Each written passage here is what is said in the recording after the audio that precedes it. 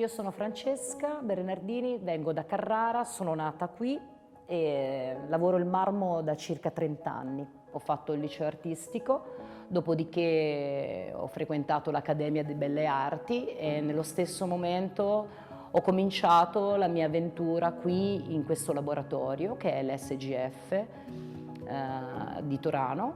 La mia passione è nata forse per necessità. Ho scelto la scultura come mezzo di espressione perché dopo il liceo artistico era, credo, la forma di espressione che più mi apparteneva.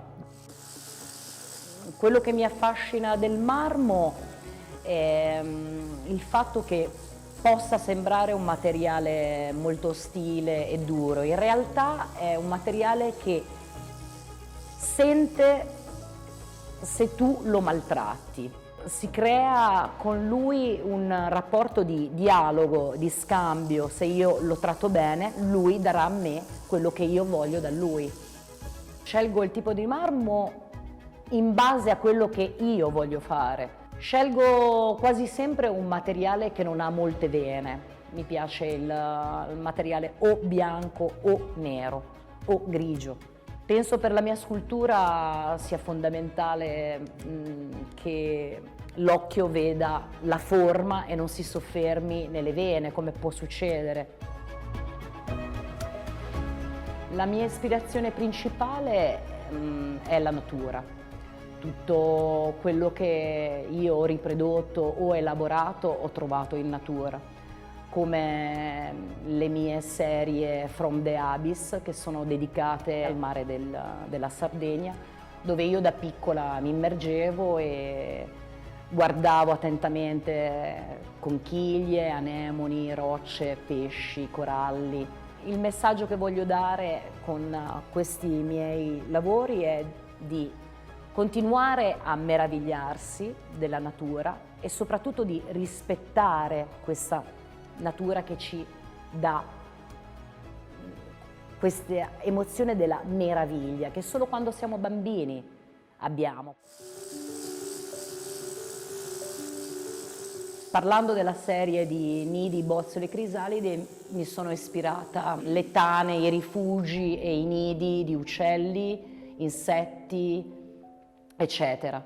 Ho cominciato questa serie perché avevo necessità di avere un luogo intimo dove mettere tutti i miei pensieri, le mie gioie, i miei dolori, e ho cominciato a elaborare queste forme chiuse, come piccole corazze che rappresentassero il mio mondo intimo. I nidi per un desiderio di famiglia, di casa, di figlio anche. Le crisalidi invece hanno un significato sempre intimo, una ricerca mia interiore, un'evoluzione, un desiderio di crescere, di modificarsi per il meglio. E mi piace questo, il momento estremo di tensione quando la crisalide sta per rompersi o un seme sta per schiudersi. La serie Connection è più recente, è nata da un mio desiderio di fare capire che la comunicazione è la cosa più importante tra popoli diversi, tra culture diverse. La comunicazione, il parlare crea dinamismi, emozioni e connessioni forti e penso che le diversità siano state una fonte di ispirazione e una ricchezza. La mia scultura ha subito delle variazioni perché all'inizio facevo pezzi singoli, invece con Connection ho cercato una scultura più modulare, con moduli sia ellissoidi che geometrici. Nella mia scultura la cosa che cerco è la tensione. Mi piace quando i volumi corrono velocemente, quando le linee non hanno difetto, che devono correre molto velocemente, il dinamismo mi piace della scultura.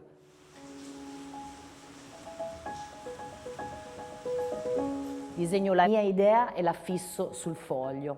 Poi vado direttamente a scegliere il marmo e comincio direttamente sul marmo, senza modelli. Di solito incomincio con un flessibile, con una grossa lama, un disco, taglio, geometrizzo il mio volume, la mia forma, dopo uso il martello pneumatico e modello la forma. Dopodiché con scalpelli più piccoli vado a tagliare la mia forma, fare i dettagli e dopo arriva la parte più per me complessa e importante della scultura, cioè la pelle che tu vuoi lasciare alla scultura, la superficie. Ci sono varie superfici che mi piacciono, che ho sperimentato. Di solito sui materiali neri mi piace graffiare la superficie per rendere una pelle quasi vellutata, mentre invece nel marmo bianco non mi piace mai lucidare e quasi sempre le mie sculture bianche hanno noi in Carrarino la chiamiamo pelle d'uovo, cioè una rifinitura che arriva a una carta 400 o 300, non va oltre questa grana fine della carta. Per le sculture monumentali è fondamentale avere un modello.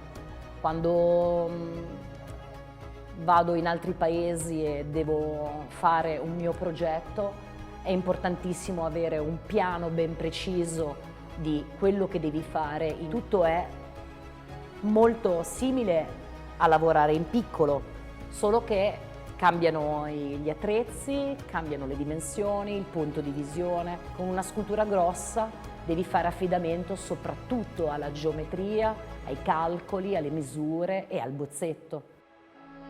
La cosa più bella in assoluto è quando le sculture vengono installate e tu vedi questa scultura in verticale o in orizzontale e ti chiedi: l'ho fatta io? Questa è molto emozionante.